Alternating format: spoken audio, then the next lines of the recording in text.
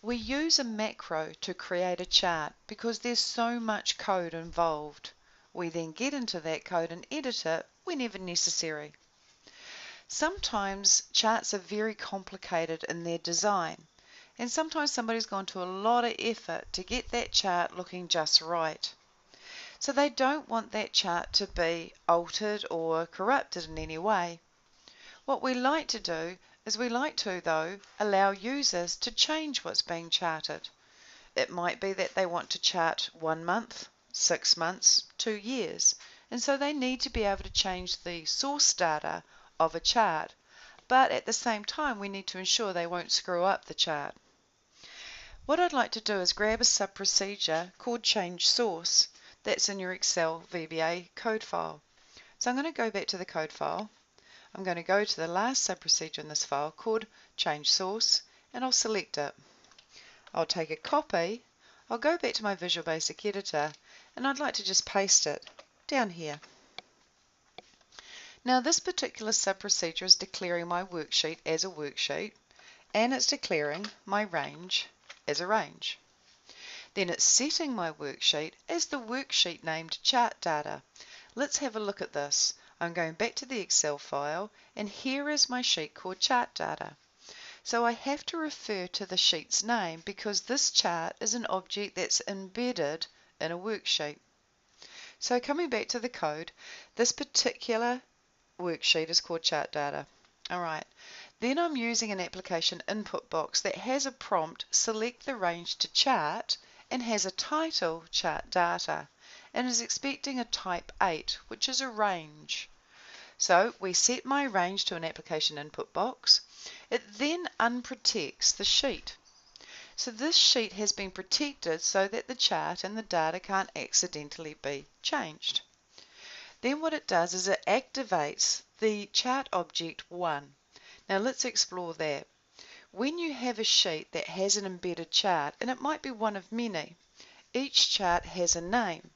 How do you find that name? If I click on the chart, and let me just click away and click on it, and look up here in the name box, Excel has decided to call this chart Chart 2. So if you're going to make any changes to this chart, you need to refer to it by its name, and you'll find it there. So I'm thinking back in this code, we actually need to change this to the chart object 2. That's if we were referring to it by its name, as so. Oops, and there's no S. But if we just want to refer to it as the one and only chart object in this sheet, we can leave it as 1 and not refer to it by its name. So that sort of stuff's important. How do we refer to a chart that's embedded?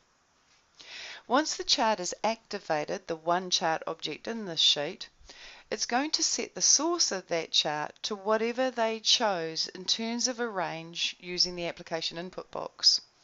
It will then refresh that chart and update that chart because the source data has changed. And it'll then re-protect the sheet.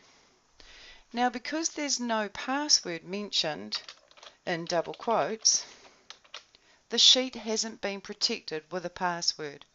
So that's what that implies. So I'm going to take that off. If you have protected the sheet with a password, then put a space and in double quotes refer to that password and in the correct case.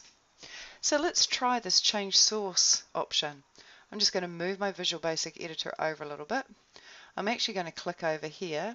I might even make a button. Let's go insert and let's go to shapes, and I'm going to choose a bevel button in my basic shapes group. I'm then going to just drag and then I'll type select range to be charted. I'll press Ctrl E to center, and I'll just alter my button so it looks nice. I'll then right click that button and assign the macro change source and OK. If I then click that button, it will ask me to select a range to chart. So I might decide to select the entire range, and I'll click OK. And now the chart is charting the entire range. Notice that the chart is protected and I can't accidentally, Notice the chart is protected and I can't accidentally screw it up. If I want to change what's been charted, I click the button which runs the macro, which allows me to select a range. I'll highlight A1 to A4, hold the Control key, and highlight C1 to C4, and OK. And now it's just charting the net figures. If I click the button again and highlight the A1 to B4, and OK, I'm back to where I started. And all the while, the sheet is protected. So this is a very handy piece of code which I use on a regular basis. I'll spend a lot of time getting all the charts just perfect, but I need the user to be able to click a button and change what range the chart is actually plotting.